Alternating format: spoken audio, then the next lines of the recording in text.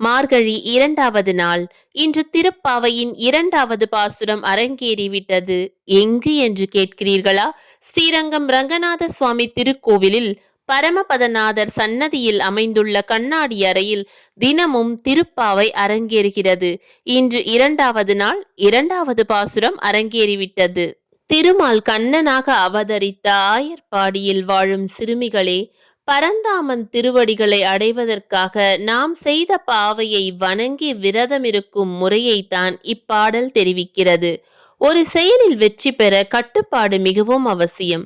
வாயை கட்டி போட்டால் மனம் கட்டுப்படும், மனம் கட்டுப்பட்டால் கடவுள் கண்ணுக்கு தெரிவார். அதனால்தான் பாவை நோம்பின் போது நெய் பால் தவிர்த்து உடலை காப்பதுடன் மனதை சுத்தமாக்குவதையும் கடமையாக்குகிறாள் ஆண்டாள். பரந்தாமன் துயில் கொள்வது பெண்கள் பாவை நோம்பிருப்பதை தத்ரூபமாக வடிவமைத்திருக்கிறார்கள்.